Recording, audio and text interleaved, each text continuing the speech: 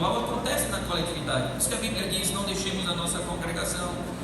A Bíblia diz: edifiquemos-nos uns aos outros. A Bíblia diz para nos estimularmos uns aos outros. A Bíblia diz que nós somos uma comunhão. E aliás, a palavra igreja já significa congregação, reunião, coletividade. Então Cristo morre pela igreja, Cristo ama a igreja, Cristo redime a igreja, mas Cristo também redime você, ama você, conhece você e morreria por você se só existisse você mesmo de salvação. Então há uma ênfase individual, há uma ênfase coletiva. Há muitos exemplos bíblicos sobre esse tema, né? Como essa fidelidade individual e coletiva se expressa e o que realmente motiva essa fidelidade.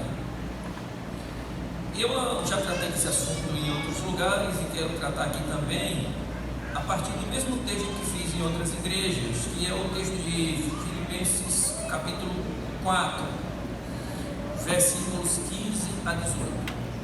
Esse texto é um texto onde tem um exemplo de fidelidade coletiva e um exemplo de fidelidade individual, e os motivos são os mais nobres possíveis. Por isso que eu acho que são exemplos que nós deveremos estudar, que deveremos refletir e procurar imitar. Esse exemplo de fidelidade coletiva e individual se encontra na igreja de Filipos. O texto bíblico diz assim: e sabeis também vós, ó Filipenses, que no início do Evangelho, quando parti da Macedônia, nenhuma igreja se associou comigo no tocante a dar e receber, senão unicamente a vós outros. Porque até para Tessalônica mandastes não somente uma vez, mas duas, o bastante para as minhas necessidades. Não que eu procure o donativo, mas o que realmente me interessa é o fruto que aumente o vosso crédito. Recebi tudo isso, tenho abundância, estou suprindo desde que Epafrodito me passou às mãos o que me veio de vossa parte, como uma aroma suave, como sacrifício aceitável e aprazível a Deus. E o meu Deus, segundo a sua riqueza e glória, há de suprir em Cristo Jesus cada uma das vossas necessidades. Então, o relato é a conclusão praticamente da carta de Paulo aos Filipenses.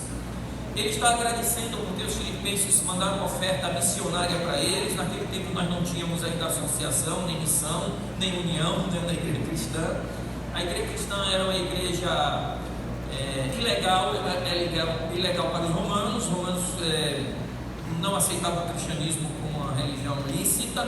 Posteriormente foi vir a ser aceita, mas por conta de que foi considerada como uma seita, uma instituição do judaísmo, mas inicialmente era uma igreja ilegal, com muitas dificuldades para se constituir, para ter propriedades, para se organizar. No entanto, a igreja já se organizava, a gente percebe, numa estrutura semelhante ao Antigo Testamento. Havia 12 apóstolos que correspondiam às 12 tribos, havia os anciãos, que eram os anciãos de Israel, havia diáconos, que eram servidores, como tinha no Antigo Testamento, havia também o centro recebedor, que eram os apóstolos, todos os bens eram depositados aos pés dos apóstolos, as doações, etc.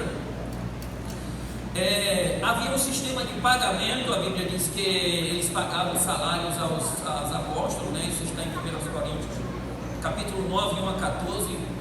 O capítulo 9, 1 a 14, o capítulo 13 e 14 é aquele famoso capítulo que diz quem prega o Evangelho, que viva do Evangelho, né? Essa é a passagem clássica. Ali ele explica que ele não recebia salário, nem ele Barnabé, mas que Tiago e Pedro recebiam salário, inclusive podiam viajar às custas da igreja, né? Com suas esposas, com suas mulheres. Então, mas ele não tinha isso, não exercia esse direito. Então ele vivia por conta própria. Então ele vivia como um missionário de manutenção própria. Mas as igrejas eventualmente percebiam a dificuldade dele e sabiam das necessidades que ele estava passando, principalmente nessa época que ele escreveu essa carta. Ele já estava mais ou menos idoso, ele estava detido em Roma e o pessoal sabia que ele tinha certas dificuldades financeiras. Então os irmãos de Filipos resolveram fazer uma oferta missionária para Paulo. Como ele não podia mandar para a associação, como acontece hoje, a gente manda o dinheiro para a igreja manda para a associação manda dinheiro para Novo Tempo, manda dinheiro para missionários fora do nosso país, através das uniões. Então é um sistema muito bem organizado que a nossa igreja tem. Aliás, falaremos hoje à tarde, sobre o sistema organizacional da Igreja Adventista, sua legitimidade bíblica na espirocia, como a nossa estrutura, ela tem como base a estrutura bíblica, no máximo possível, né? Claro, adequando-se às realidades modernas, mas os cristãos da época eles não tinham essa estrutura, mas eles se viravam como podiam. E aqui nós percebemos que Paulo está deixando claro que os filipenses tinham já ajudado a Paulo em outra ocasião e agora estavam ajudando mais uma vez, mandando esse donativo. Aí Paulo, em gratidão, escreve uma carta explicando, né, coisas da Bíblia, explicando, tirando dúvidas teológicas, doutrinárias e reforçando a fé dos irmãos de Filipos, né? E aí, evidentemente, eles receberam essa carta, eles leram a carta, copiaram, espalharam essa carta por todas as igrejas na medida que eles puderam, e essa carta depois foi incorporada ao cânon da Escritura Sagrada, porque era uma carta de um apóstolo. E Jesus disse que deveria ser pregado no mundo todo o que os apóstolos pregavam, porque ouviram o que ele tinha ensinado, né? Então, como era uma carta do próprio punho do apóstolo, foi considerada uma carta autoritativa, uma carta cujo conteúdo deveria servir de normativa para a igreja, e portanto essa carta entrou como uma produção apostólica no cânon bíblico. É claro que os filipenses não esperavam que essa carta seria feita por Paulo. Eles não tinham essa expectativa, apenas queriam ajudar Paulo com aquela doação, aquela oferta. E eles também nem tinham noção de que essa carta um dia se tornaria parte do que nós chamamos de Bíblia, e que estaria sendo lida ao longo de 2000 anos, e hoje aqui nessa igreja sendo lida mais uma vez por nós todos aqui. Então, assim, às vezes as coisas que nós fazemos, uma oferta que nós damos, ela vai produzir um material, vai pagar um pastor, vai ajudar a construir a igreja, vai produzir um programa da Novo Tempo, e esse subproduto da nossa oferta, do nosso dízimo, da nossa participação na igreja, vai produzir um efeito colateral positivo, né? Vai produzir um resultado secundário que nós nem imaginamos, que nós nem sonhamos, que nós nem pensamos. Então aqui os filipenses jamais imaginariam que aquela contribuição para que Paulo pudesse ter fôlego para pregar um pouco mais, iria produzir uma cartinha, e essa cartinha iria entrar no cânon bíblico, iria doutrinar, salvar e levar à conversão possivelmente milhões de pessoas. Eles nem pensaram em milhões, possivelmente eles pensaram em alguma pessoa se converter com o trabalho de Paulo através daquela ofertinha. Uma ofertinha que eles não gastaram à toa, mas deram para Jesus, ó que coisa boa. E aquela ofertinha redundou num impacto imenso, como uma pedra que cai num lago tranquilo e provoca ondas que vão afetar todos os habitantes daquele universo ecológico ali. Assim, as coisas que nós fazemos para Deus têm repercussões que nós não imaginamos, nós só iremos saber na eternidade. Os filipenses que esperavam abraçar uma meia dúzia de salvos através da ofertinha pelo ministério de Paulo, certamente tiveram dificuldade de abraçar milhões de pessoas salvas por aquela ofertinha, que virou uma cartinha, que virou então um testemunho para o planeta inteiro por 2000 anos de geração. Amém. Portanto, não se desanime se sua oferta é pequenininha, ou se sua participação é muito simplesinha, e se você é uma pessoa muito sem destaque, né? Faça o seu melhor, que os resultados serão maiores do que você imagina. Mas essa oferta, ela foi por meio, ela foi enviada de alguma forma. Naquele tempo não havia CRMI, o que era um grande problema, né? Como mandar oferta, porque a igreja de Filipos, ela fica a aproximadamente 1.100 quilômetros de Roma, que é onde Paulo estava, pelo caminho mais curto. Por um caminho mais longo, cerca de 1.900 quilômetros. Imagina naquela época, sem estradas adequadas, sem lugar para pousar, as pessoas tinham que dormir ao longo do caminho, na estrada, enrolada no cobertor, né? Não havia policiamento, não havia iluminação pública, né? Nem tinham inventado a bicicleta ainda, então o camarada tinha que ir a pé mesmo. Quem andava de jumento ou de cavalo era muito perigoso, você tinha que ter um cerco, a não ser que você andasse em uma região muito conhecida de vizinhos. Fora isso, se você se afastasse demais daquela sua área de convivência, um cavalo era como ter uma Ferrari hoje em dia, né? Então era muito complicado, era de grande cobiça um cavalo. Então não dava para ser a cavalo. Príncipes, pessoas que tinham soldados, que tinham uma guarda, tinha que levar forragem para os animais. Então não era andar a cavalo, era bom se fosse próximo, mas era difícil fazer longas viagens a cavalo, e de jumento também não seria possível. Então as pessoas, longas jornadas, se não fosse um príncipe de carruagem, ou então um séquito que o acompanhasse, soldados, etc., e mantimentos, teria que ir a pé mesmo, com a mochila de pão seco e passas e figos secos, e também, e aí aqui e ali, depois de muito vaguear, você encontrava alguém vendendo alguma coisa, etc. Então era uma jornada muito cansativa, era um risco de vida muito grande, risco de assalto, né? Se a pessoa não morresse por assaltante, se a pessoa não morresse por um perigo qualquer, ela podia morrer de exaustão na viagem, né? Podia morrer de sede, se ela calculasse mal a jornada, o tanto de água que ia precisar, de comida, ela não podia ficar doente na jornada, porque era muito perigoso. Então era sacrificado demais transferir verbas ou fazer visitas às igrejas naquela época. Então era muito difícil, muito difícil. Tanto era difícil que, se vocês lerem aqui no capítulo 2 e verso 25 da mesma epístola, vocês vão ver que esse rapaz chamado Epafrodito, possivelmente um diácono ou um ancião da igreja, que eram consideradas as pessoas de mais confiança na igreja, as pessoas que mais tinham experiência espiritual na igreja, ele foi escolhido, né, para fazer essa viagem. Devia ser também um rapaz muito honesto para não roubar o dinheiro da igreja, e também tinha que ser uma pessoa robusta para aguentar o rajão da viagem, não podia ser uma pessoa frágil. Escolheram esse irmão chamado Epafrodito, e ele foi levar esse donativo. Ele deve ter ido pela estrada mais curta, 1.100 quilômetros, desceu ali. Se vocês olharem no mapinha na Bíblia, está lá, Filipos é a última igreja da Macedônia. Depois de Filipos, você já ia para a Turquia, já era a Ásia. Eles chamavam inclusive Filipos de Portal da Ásia, porque era o último ponto de parada. Então, a partir dali você estava sem nenhum outro apoio, porque ali terminava o mundo civilizado. Você agora só ia encontrar cidades do outro continente.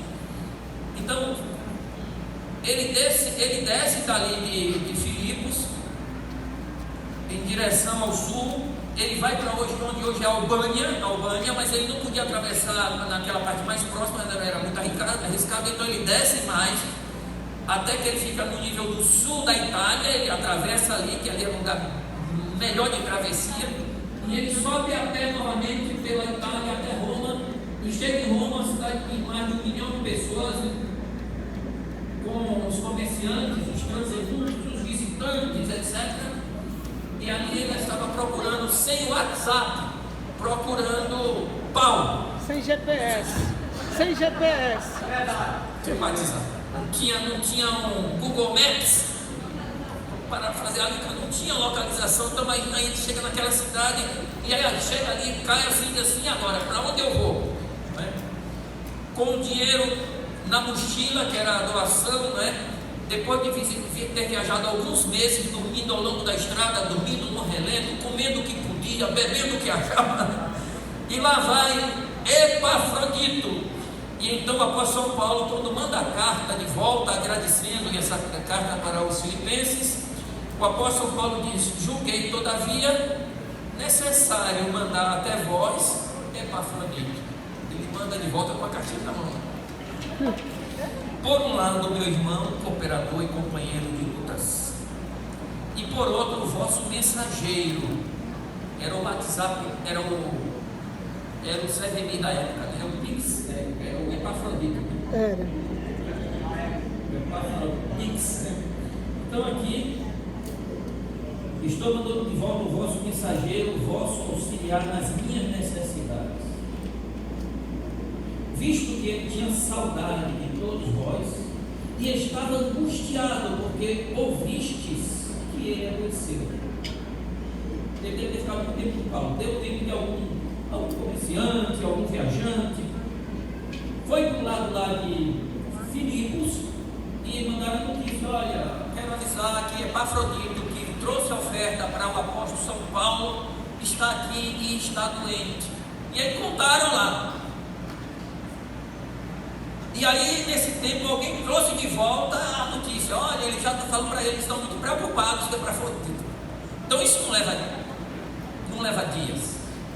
1000 e tantos quilômetros a pé, nas condições que eu mencionei, não é uma coisa que se faz. Ele deve ter ficado ali alguns meses, talvez ele levou alguns meses viajando, 2 meses, parando aqui, ele tinha que dormir, tinha que descansar. E aí finalmente o apóstolo São Paulo manda de volta. Então ele diz aqui no verso 27, com efeito ele adoeceu mortalmente. Deus, porém, se compadeceu dele, e não somente dele, mas também de mim, para que eu não tivesse tristeza sobre tristeza. Por isso, tanto mais me apresso em mandá-lo, para que, vendo-o novamente, vos alegreis e eu tenha menos tristeza. Recebei-o, pois, no Senhor com toda alegria, e honrai sempre a homens como este. Não muito velho. Para dar oferta, você tinha que arriscar a vida de alguém da igreja. Vamos fazer a oferta para Jerusalém. O camarada tinha que vir buscar essa oferta com um grupo para acompanhá-lo. E lá vão eles, pega barco daqui, anda pelo deserto dali, carregando dinheiro debaixo da mochila, dormindo no relento, etc. Assim se dava a oferta naquela época. E então ele continua dizendo: visto que por causa da obra de Cristo chegou ele às portas da morte e se dispôs a dar a própria vida para suprir a vossa carência de socorro para mim. Porque eles sabiam que Epafrodito poderia morrer na guerra. Agora Deus me levado a algumas reflexões sobre isso. Fiquei pensando. A igreja de Filipos era uma igreja muito pobre, era uma igreja da Macedônia. Aliás, era a igreja mais distante da Macedônia. Os historiadores dizem que havia havido guerras, fomes, disputas políticas. Então eles estavam num momento muito ruim, colheitas perdidas, então passando muita necessidade, passando fome na região. A igreja era pequena e era uma igreja pobre. Então essa igreja pobre, veja bem o cenário, sabe que o apóstolo está a 1.100 quilômetros de distância, precisando de ajuda. E essa igreja pobre diz: vamos dar uma oferta. Mas a oferta que essa igreja recolhe é uma oferta muito pequena. Ela não é uma oferta significativa.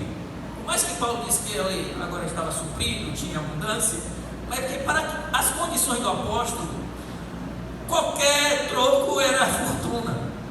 Então, eles tinham uma oferta relativamente pequena para as condições da igreja, para as condições socioeconômicas da região naquele momento.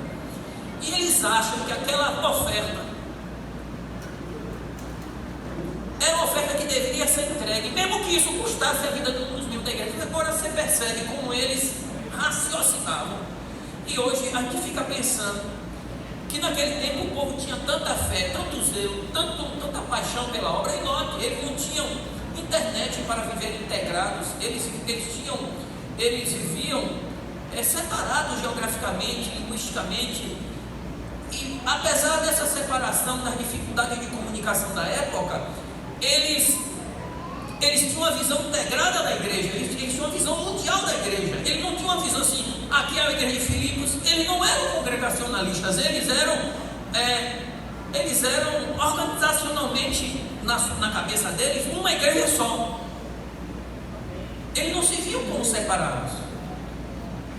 Não é como a pessoa assim: não, a igreja adventista em Mossoró. Não, nós temos igreja adventista uma só no mundo inteiro, que tem membros em Mossoró, mas a igreja é uma só. Eles tinham essa noção, mesmo sem internet, sem telefone, sem nada. Os camaradas eram unidos por uma coisa extraordinária, esse sentimento de unidade da igreja. Mas eles podiam dizer: mas a minha oferta é tão pequena que não vai fazer grande diferença. Nós estamos muito longe. Os apóstolos pouco vêm aqui.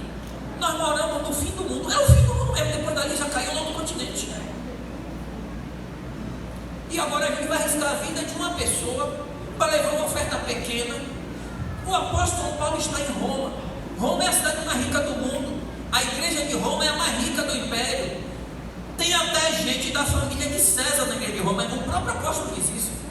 Saudai-os da casa de César, que estavam na igreja, que eram membros da igreja. Quer dizer, você tinha gente riquíssima na igreja de Roma, e a igreja de Filipe na guerra paupérrima.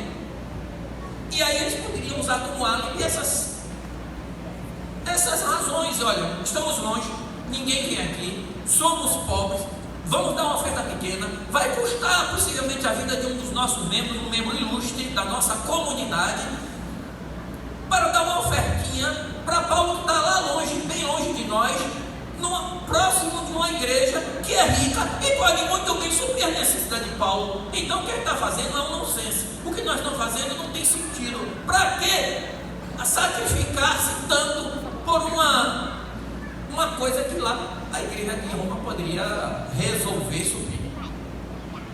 Então a questão deles não era o volume do dinheiro, a questão deles era que eles queriam participar. Tanto que o apóstolo São Paulo diz assim, que eles arriscaram a vida de Epafrodito.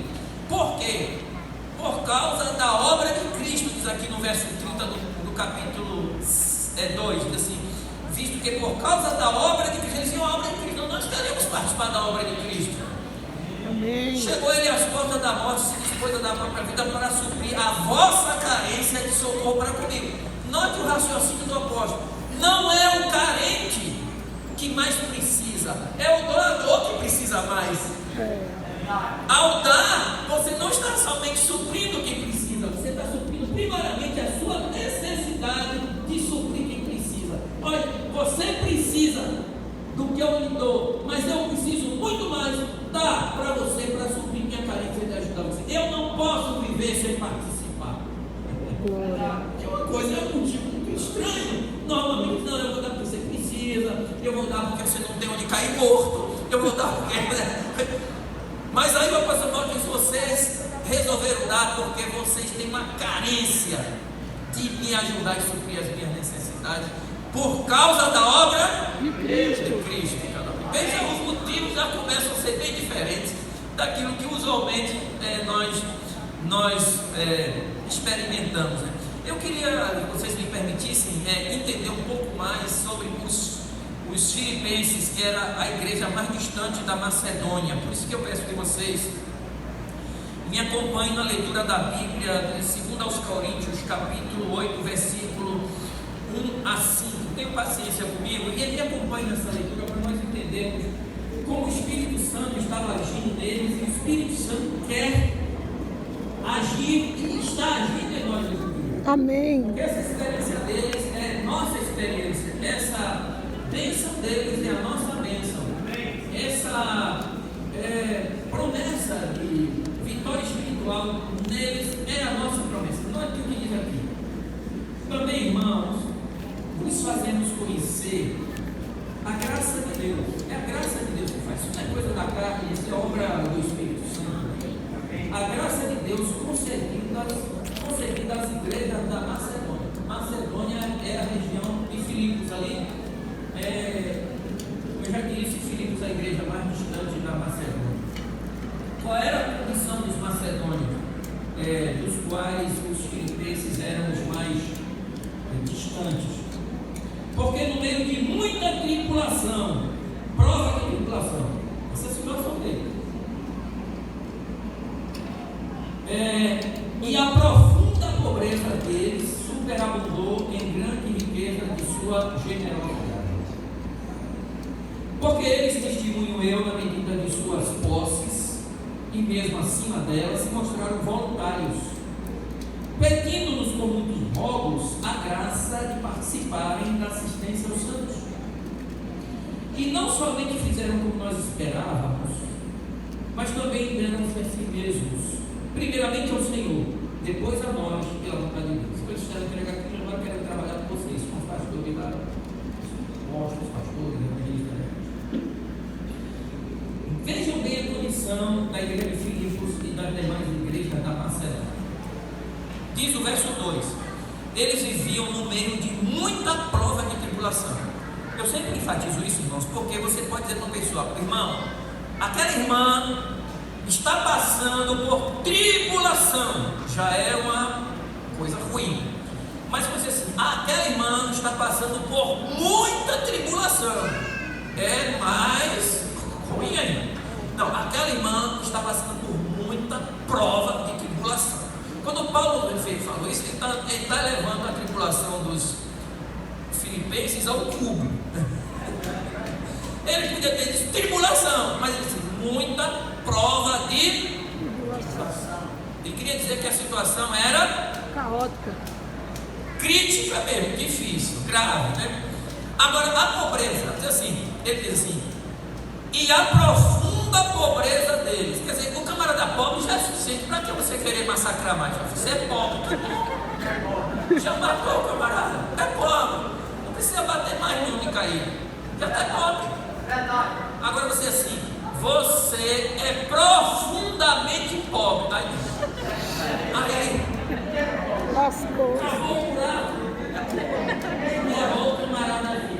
Profundamente pobre. Ele não precisava dizer isso, Paulo. Mas ele diz, porque era a situação dos filipenses. Quer dizer, os camaradas não entendem. Olha, na Bahia tem um ditado, não sei se aqui tem. Deve ter, porque no Nordeste compartilha tudo. Cuscuz, a pamonha, então a gente acha que. Aí tem um ditado lá na roça que diz assim: o camarada é tão azarado, que caiu de costas e quebrou o nariz. Quer dizer, é uma impossibilidade, tá certo? A forma de falar, isso é um provérbio, Isso quer dizer que a pessoa é muito azarada. Rapaz, a pessoa é tão azarada, o indivíduo foi tão azarado que caiu de costas e quebrou o nariz. Pode ser cair de costas e quebrar o nariz.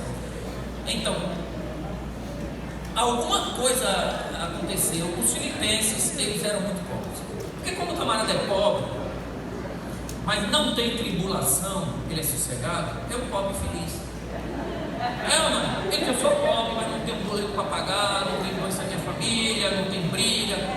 Eu sou um pobre, graças a Deus, é um pobre sem tribulação. É ou não? Agora, quando o cara é rico e é atribulado, também tem um alívio. Porque ele tem muita tribulação, problema na família, tem problema de saúde, mas ele vai para o Alberto Einstein, vai para a Disneylândia, faz uma volta na Europa, entendeu? Compra a cidadania americana, Trump abraça Trump, está tudo certo na vida dele. Por quê? Porque ele tem dinheiro. Ele tem tribulação, mas tem um refresco. Que é o dinheiro. Então, num caso ou no outro tem um alívio. Agora, quando o camarada, além de pobre, tem tribulação, aí pronto. Aí não tem para onde correr. Se correr, o bicho pega. Se ficar, então os filipenses eram pessoas assim, coitados. Eles tinham essa dificuldade. Por que eu estou falando isso? Para enfatizar que muitos de nós, às vezes, um dia eu estava fazendo uma palestra dessa, o irmão disse assim: pastor, quem é pobre deve dar oferta? Eu disse assim: olha, essa é uma boa pergunta para fazer, não para mim. Eu tenho que fazer essa pergunta para a viúva pobre. Chega para ela e diz: ô viúva pobre, quem é pobre deve dar oferta? Aí ela vai lhe dizer o que tem que ser. Eu não posso dar esse conselho. Os filipenses eram assim. Porque normalmente nós pensamos que devemos ser fiéis naquilo que sobra, quando na realidade eles estão dizendo: ou não, olha, eu vou dizer oferta que o pastor vive aqui, eu tenho assistência, a igreja dá assistência. Aí os meus camaradas: não tem assistência nenhuma. É porque a gente está aqui perto, a gente está interagindo, ele via longe, ninguém ia lá. Eram longe, eram pobres, eram muito atribulados, ia custar a vida de uma pessoa levar, e a oferta era pequenina, uma oferta pequenina, mas que eles acharam que não deviam gastar tudo. Valia dar para Jesus, porque isso sim é coisa boa. Verdade. Às vezes nós damos desculpa. Deus viu que naquela época não foi inventado logo o Pix e o CDI. Não sei como é que a pessoa vive sem Pix. É o diabo que quer acabar com o Pix. O Pix é um negócio, e o CDI é o Pix da igreja. É uma bênção esse negócio. Eu me lembro quando era pastor, há muitos anos atrás, 40 e poucos anos atrás, eu me lembro que de vez em quando me chegava uma irmã, um irmãozinho: ô pastor, perdi o envelope de dízimo, me roubaram, pastor, quando eu vinha para a igreja. Hoje ninguém perde mais, porque tem um Pix, tem um serviço. Pois é, não tem desculpa. Então Deus já viu que a gente tem a fé muito fraca.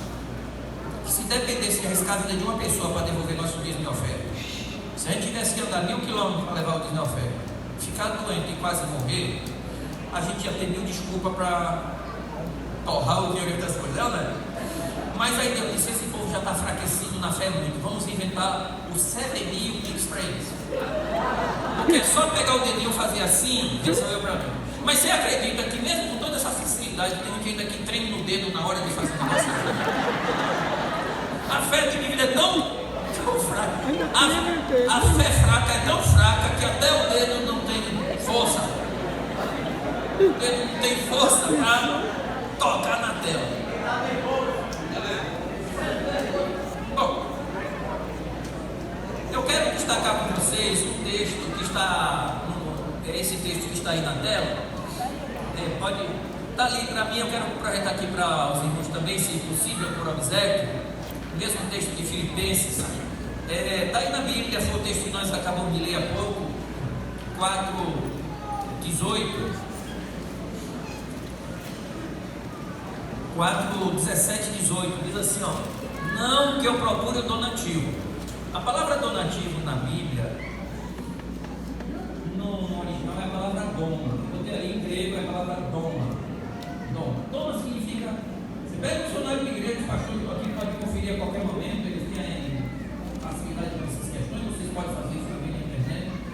A palavra doma em grego, no texto de Filipenses e outros textos, doma significa uma coisa só: presente. Doma não é taxa, doma não é imposto, doma não é contribuição, doma não é aporte financeiro, financiamento. Doma é um presente. Você quer dar um presente para sua esposa, você dá um doma. Quer dar um presente para seu marido, faz um doma para ele. É um doma. Quando Paulo recebeu o dinheiro, ele diz: grana, investimento, patrocínio. Não, ele disse: obrigado, eu recebi o doma. Ele não interpretou aquilo como uma obrigação dos filipenses, como uma coisa imposta, foi fruto de uma pressão. Ele interpretou como uma coisa espontânea, porque presente se dá espontaneamente. Você dá porque você gosta, você admira, você ama, você se identifica com a pessoa, você gosta da pessoa, de graça, e você dá um presente para ela. Então, por isso que os maridos dão presente para as esposas, porque gostam delas, né? De graça. E as mulheres dão presente para os maridos, os filhos dão presente para os pais, ou deveriam dar. Mas suponhamos que você tenha esquecido, não tem dado presente para sua esposa, sua noiva, seu marido, para um amigo, para uma amiga. Minha esposa é muito presenteira. É uma generosidade que eu digo para ela: cuidado, porque para ser tanta generosidade, não é que a gente é falência. Mas ela se prepara comprando presente para as pessoas ao longo do ano, e vai juntando os presentes, e vai isso aqui para fulano no dia do isso aqui é para o Natal, e outra aqui. Mas minha filha, as pessoas então, não, mas não pode. O presente é uma expressão divina. Deus gosta de presente. Vocês sabiam que na Bíblia, a palavra que tem lá em Malaquias assim: vós me roubais nos dízimos e nas... A palavra oferta ali no hebraico é terumá. Terumá, os pastores depois vão checar tudo, que eles são assim. A palavra terumá significa uma oferta alçada, um presente. Vós me roubais. Quando você dá um presente, você dá um presente assim, você levanta a mão para entregar, por isso que chama oferta alçada. Você alça para fazer a entrega, certo? Um presente. Então é como se eu dissesse: vocês estão me roubando nos dízimos e nos presentes. Cadê meu presente? Vocês não gostam de mim? Vocês não me admiram, não? Vocês não apreciam a minha pessoa? Vocês não se identificam comigo, não? Cadê o meu presente? Vocês estão me roubando os presentes. O presente é obrigatório, mas tem que ser dado no espírito do presente.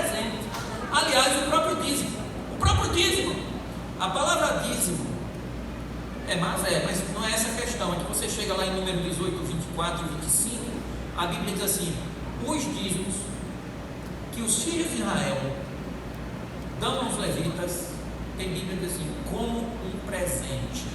A palavra original é terumá. E terumá significa oferta alçada,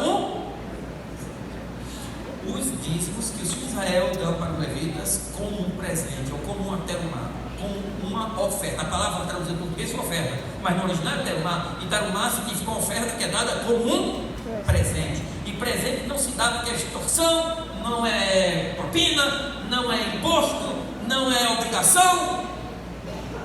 Pode ser até obrigação, porque o dízimo é, a oferta é também, mas tem que ser dada no espírito do presente. Então é aquela história que a esposa sente falta do presente, chega o aniversário e ele não diz nada, é o dia do aniversário e ele não diz nada, e ela já está com aquela coisa ali preparada para a guerra. Então de repente ele vai, compra um buquê de flor, o mais caro de Mossoró, e então traz para Edson, digo, meu bem, meu raio de luz, minha flor de laranjeira, minha lua cheia, tesouro da minha vida. Nada nesse mundo chega aos pés do seu merecimento.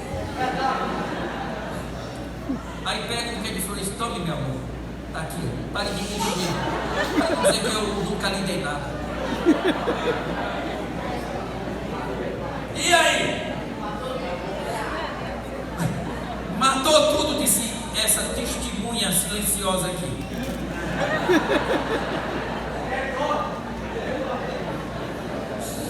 Matou tudo, quer dizer, o buquê era o melhor, mas a forma não foi. Então Deus não quer somente você ser fiel no dízimo e ofertas, Ele quer ser os motivos, a sua fidelidade. Veja, a igreja de Filipos coletivamente fez uma oferta custando quase a vida do Epafrodito, mas ela fez aquilo motivada por um amor a Cristo, por um amor à obra. Ela disse, nós queremos participar. Aliás, é o único caso na Bíblia em que um apóstolo não quer receber uma oferta. Você viu ali que eu li com vocês em 2 Coríntios, no capítulo 8, Paulo dizendo que os macedônios, dos quais os filipenses eram a igreja mais distante, rogaram, não uma, não duas, não, nem três, rogaram muitas vezes, Paulo, nós queremos ofertar. Certamente Paulo dizia, vocês são pobres demais, esse dinheiro não dá nem para vocês. E ele, mas nós queremos participar. E Paulo, não, gente, vocês estão outra vez, eu venho aqui pegar o ponto, mas nós queremos participar. E depois de muitos rogos, Paulo aceitou a oferta deles. E Paulo disse que isso aí foi obra da graça de Deus. Amém. Você quer que sua oferta, sua vida, sua música, porque a palavra sacrifício é usada na Bíblia, é oferta para o cântico, para o serviço na igreja, para o testemunho lá fora, para o trabalho de caridade.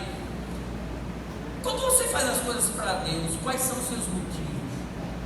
Você faz por uma política, para aparecer, para ter relevância na igreja? É porque você gosta de sociabilidade? Você vai no forró evangélico, é porque você se sente valorizado porque vai lá? Qual é o seu motivo, afinal de contas? Você vai para evangelizar ou simplesmente para se projetar artisticamente? Você pratica temperança, faz exercício físico para ficar musculoso, de bração grosso, para se amostrar no shopping com camisinha apertada, para as meninas ficarem olhando? Ou você pratica exercício e faz temperança para ter saúde, vigor, energia, para poder servir a Deus melhor, ser uma bênção para a sua família, ver seus netos crescerem com alegria e preparado para ajudar numa casa de necessidade, servindo ao Senhor mesmo na idade idosa ou idade avançada? Você canta aqui na frente, é simplesmente por questão de métrica, harmonia, ritmo, poesia? É porque você faz uma exibição musical e artística extraordinária e prazerosa e todos se encantam? Ou é porque você quer louvar o Senhor? Tudo isso é claro que está embutido, mas você quer louvar o Senhor, glorificar o seu nome e abençoar o povo do Senhor que está aqui reunido. Quais são os seus motivos? Quais são os motivos? Porque se você estiver fazendo com outro mundo, você devolve o dízimo e a oferta, é porque você Você quer glorificar Deus, abençoar a obra de Deus? Quer que mais pastores apareçam, mais distritos, mais igrejas? Você quer que abra uma Novo Tempo, a outra TV Novo Tempo?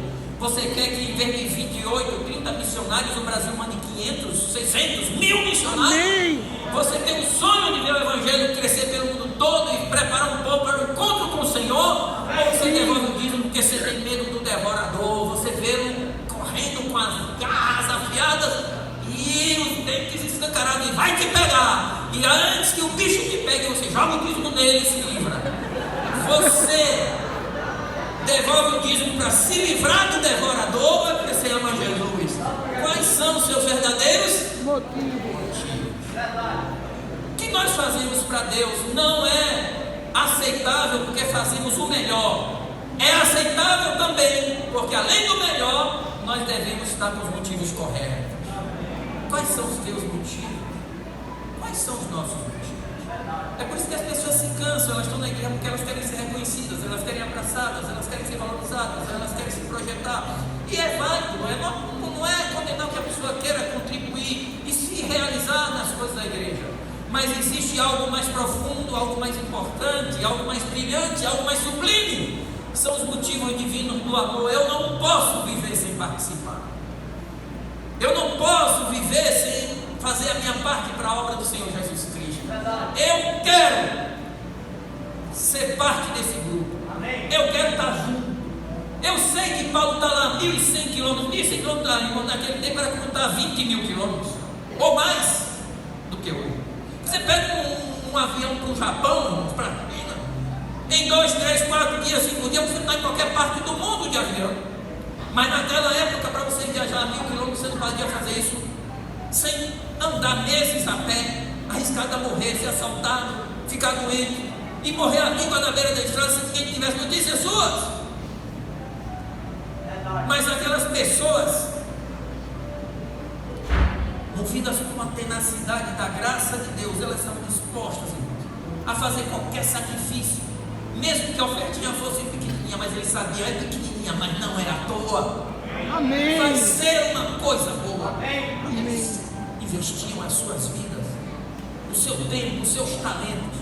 Eles não somente davam tudo de si, eles davam coração para a obra. É isso que nós precisamos, e por isso que a igreja precisa dessa experiência, buscar essa experiência, analisar se o pastor de São Paulo e examinar-vos a vós mesmos, para saber se vocês ainda estão na fé. Quais são os motivos? Eu li quando eu fazia teologia, isso faz tempo, uns 40 anos atrás, 40 e poucos anos atrás, eu li um livro intitulado Cartas do Inferno, do C.S. Lewis. Ele está aí de graça no Google, vocês podem procurar. Carta do Inferno, tem outro título agora, é Conselho de um Diabo ao seu Diabo Aprendiz, uma coisa assim. Eu li há muito tempo atrás, peguei aquilo e no livro tem a psicologia da tentação, etc. Então ele diz o seguinte: o diabão está ensinando o diabinho a desviar as almas. E um dos conselhos que ele faz é o seguinte: olha, você tem que fazer tudo para ele não ir para a igreja, porque eles vão adorar o nosso arqui-inimigo do céu lá, entendeu? Você tem que desviar as pessoas para elas não irem para a igreja. Faz elas ficarem em casa, inventa qualquer coisa, elas não podem ir para a igreja. Agora, se você falhar e eles forem para a igreja, aí você vai fazer tudo para eles irem para a igreja pelos motivos errados. Entendeu a história? Porque eles vão estar lá, eles vão fazer tudo o que se faz na igreja, mas a cabeça e o coração deles vai estar em outro sentido, em outra direção, com outro sentimento, com outra emoção. Então é o seguinte: eles vão dar um buquê de flores para Jesus, é o melhor que tem, mas só que eles vão dar só para um descarrego, entendeu? É para se livrar, é para cumprir um compromisso, não é por amor, não é um dom, é uma taxa. E Deus não recebe taxa, porque Ele é dono de tudo. Ele não pode receber o que já é dele. Ele quer que você ponha a mão na mão dele, põe a mão na mão do teu Senhor, pegue a oferta da mão dele e dê para ele. Essa é a expressão de um coração sincero, com Deus: Senhor, eu quero te dar um presente. Minha neta me dá presente, e dá presente para minha esposa, e dá presente para a mãe dela. Mas o dinheiro do presente que ela me dá, que me causa tanta surpresa, tanta felicidade e tanta alegria, é o dinheiro que sai do meu próprio. Então eu saio com ela, para comprar com ela o presente que ela quer me dar. Deus não precisa dos nossos presentes, Ele quer o nosso coração, o nosso amor. A oferta e o dízimo, a participação na igreja, em todos os sentidos, é uma expressão desse amor. Não jogue um buquê de flores no colo de Deus. Entregue com o mesmo carinho, com a mesma qualidade que o próprio buquê tem. O buquê é o melhor que eu posso conseguir, mesmo que seja simples. E o meu coração é o melhor que eu posso oferecer. Senhor, eu te amo, eu te admiro, eu te aprecio, eu te adoro, eu gosto de ti, Senhor, de graça, porque o Senhor me salvou de graça. Amém. Eu te dou o meu melhor buquê. E Deus vai aceitar, porque Ele sabe que sai do bolso dele, mas Ele gosta de receber presente. Verdade. E agora, irmãos, eu quero destacar aqui, eu nem sei que horas são, nem me interessa muito saber, mas eu quero que volte o texto bíblico. No texto bíblico tem outra expressão, diz assim, capítulo 4, verso 18, diz assim: recebi o que me veio da vossa parte, como aroma suave, como sacrifício aceitável e aprazível a Deus. A palavra sacrifício que está aqui, irmãos, é a palavra ticias. Essa palavra é ali, eu queria tratar assim também, essa palavra é ticias, mas ele escreve assim, mas pronuncia ticias, é por causa de uma convenção.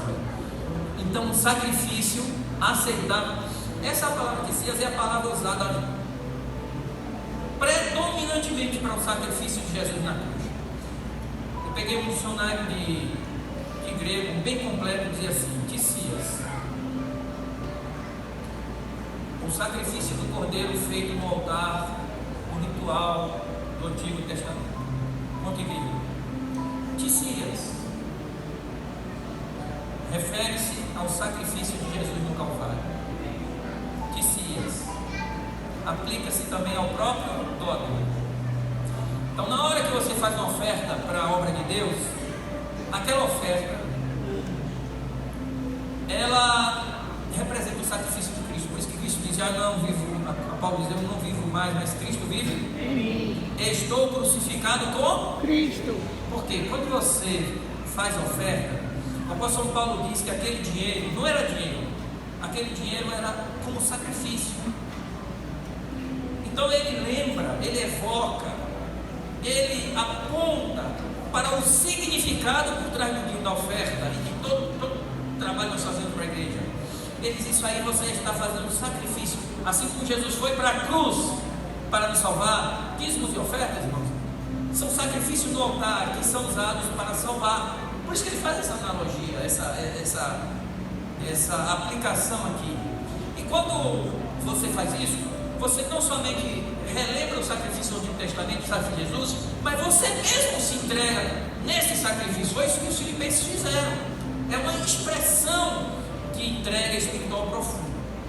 Eu vou pedir que vocês projetem agora. Tem uma figura de um peixinho que eu deixei aí.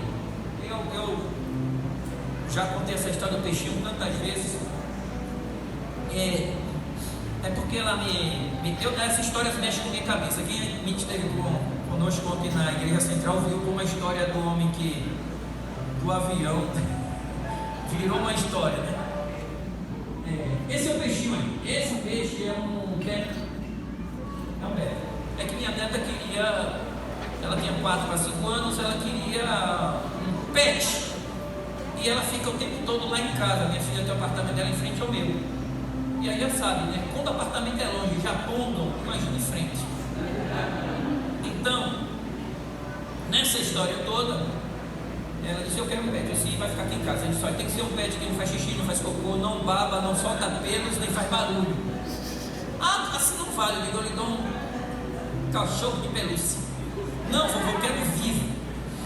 Aí eu disse: não, aqui não dá, o apartamento é pequeno, etc. Minha filha me apareceu com um aquário com esse peixinho dentro.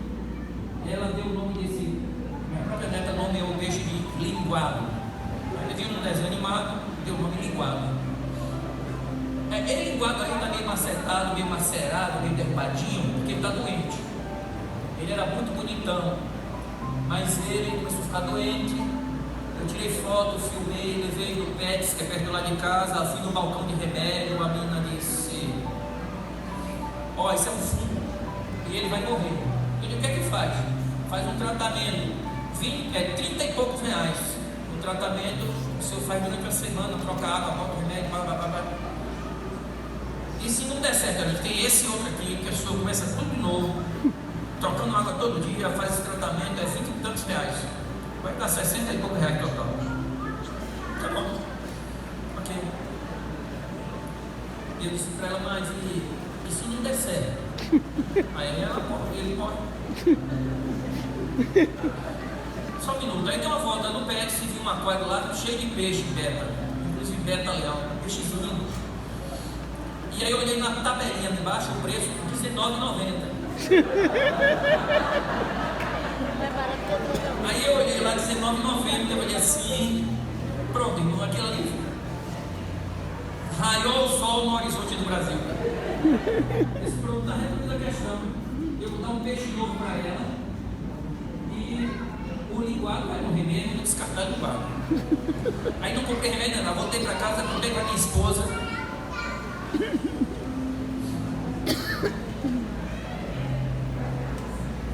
E foi quando minha neta ouviu a história, alguém lá em casa disse assim: joga no vaso e dá descarga. E ela estava brincando assim, com massinha aí em desenho, brincando. Ela ouviu, esticou o pescocinho assim, disse: o quê?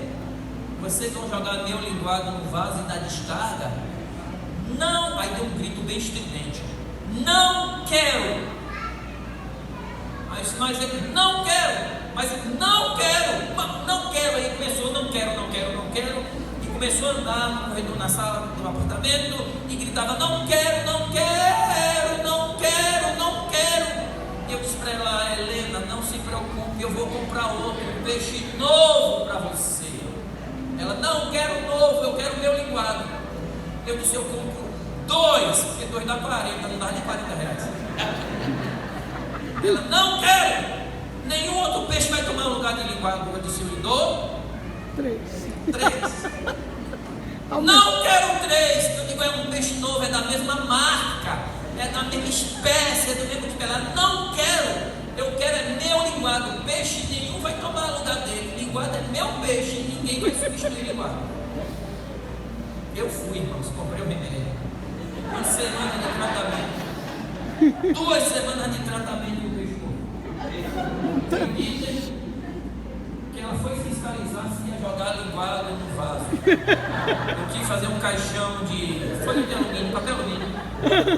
Fiz um caixãozinho, botei linguado dentro, botei na palma da mão. Podem crer, literalmente, eu assim, passo de canso dizendo: nós estamos nos despedindo de linguado que faleceu, e ela atrás, me seguindo. Despachamos linguado no féretro. No féretro. E aí veio a pergunta: vovô, linguado vai ressuscitar?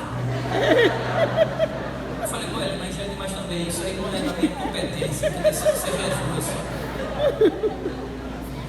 Mas ele vai ou não vai ressuscitar? Ele disse: olha assim, Jesus é poderoso, vai fazer tudo. Jesus é sábio. Jesus é tão amoroso e carinhoso. Você, é possível que ele faça. Ele vai fazer tanto peixe novo que ele pode restar um mundo antigo. Não vejo problema nisso não. Agora isso é uma coisa que você tem que conversar com ele quando chegar lá, porque não é da minha alçada, não é meu setor. Então tá bom. Aí escapei. Aí eu disse: agora vamos comprar outro e botar no lugar. Ela disse: sabe, ela tem 8 anos, você já tem quase 3 anos ou mais. O aquário está no mesmo lugar, ela não aceita que outro peixe entre. Você entende? O aquário está aí, só é comprar o peixinho. Não. O meu peixe é linguado. Eu vou encontrar linguado no dia da ressurreição. Linguado nem No conceito dela, né? No conceito dela. Rapaz, isso ficou, irmão, eu fiquei pensando nisso, pensando. Eu fiquei imaginando Jesus no céu.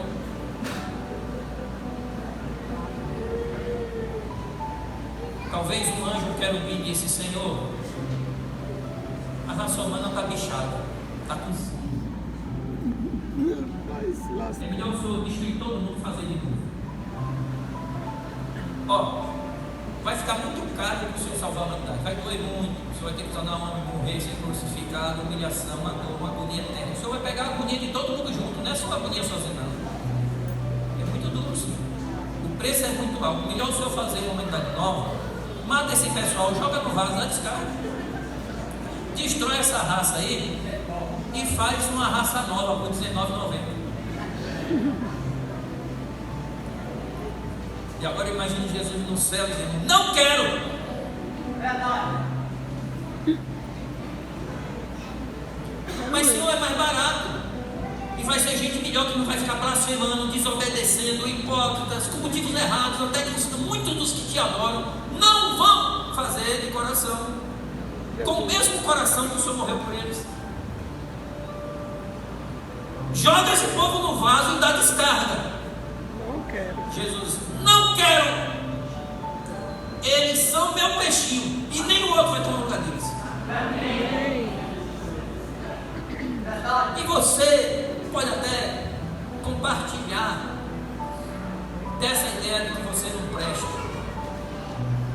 Violentado quando era criança, assediada, maltratada, maculada, humilhado, desrespeitado, alvo de preconceitos, discriminações de todo tipo, uma alma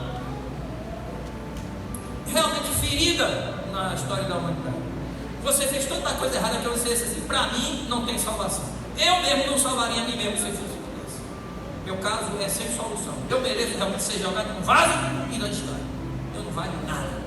Você pensa isso, pode até pensar isso, pode um dia pensar isso, um dia você pode ter pensado isso, mas para Jesus, Ele vai dizer: eu não quero. Você é meu, você é minha, e eu não quero outro. Você, só você me interessa, e é você que eu quero. E você eu vou lhe ressuscitar quando eu voltar. Amém. Glória a Deus. Jesus nos valoriza mais do que nós mesmos nos valorizamos. Verdade. Nós somos o peixinho dele, e ninguém vai tomar o nosso lugar. Amém. Ninguém vai tomar seu lugar. Não importa o que fizeram com você, não importa os pecados que você cometeu, você é de Jesus. E ninguém vai substituir você. Você, só você vai entrar naquele aquário. O aquário está lá. Faz o que? Um mês e meio atrás nós estávamos fazendo um pôr do sol. E no pôr do sol a Helena faz conosco a maioria das vezes. Nós citamos o verso bíblico, fazemos um agradecimento e fazemos um pedido. Eu faço, minha esposa faz, todo mundo faz, Helena faz. Irmãos, isso já tem 3 anos. Já era tempo dela ter esquecido. Ela disse: qual é o seu pedido, Helena? Aí ela fez uns pedidos. Eu estou pedindo para que quando Jesus voltar, Ele ressuscite em quadro. Não esqueceu, né? Não esqueceu. 3 anos. Jesus não esquece de você. Está no coração dele, gravado no cravo de ferro, seu nome. E quando ele voltar, a primeira coisa que ele vai querer é ressuscitar você. Ninguém toma seu lugar, você é de valor para Jesus. Quando os filipenses, quando Epafrodito, quando Paulo pregava e sacrificava suas vidas, seus recursos, seus confortos, e abriam mão de coisas que podiam ter para que o evangelho avançasse, arriscando a própria vida, irmãos, é porque eles entendiam que havia muitas pessoas lá fora, muitos linguados, que não conhecem Jesus e precisam que nós oremos, intercedamos, e que nós trabalhemos, e que nós testemunhemos, e que nós ofertemos, e que nós dizimemos, para que o evangelho chegue a todo mundo. Em breve o Senhor venha nos buscar e nos levar para o seu aquário. Amém.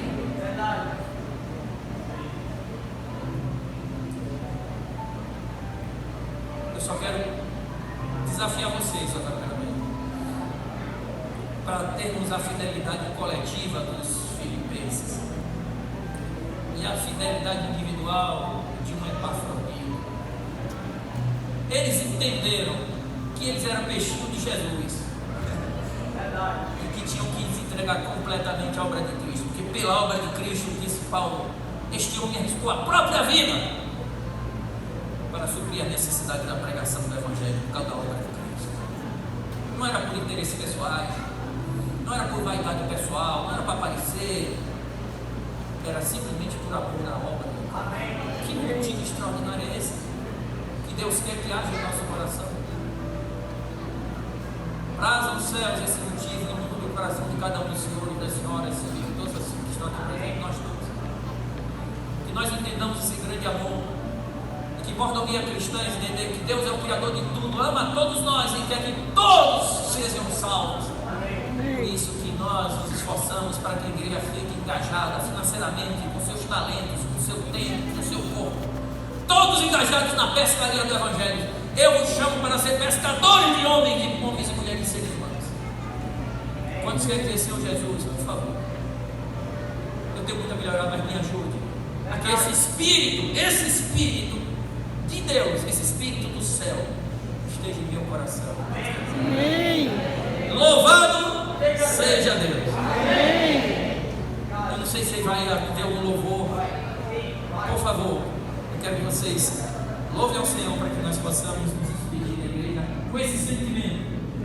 Eu quero que esse sentimento, a palavra, esteja em nosso coração. Amém. Eu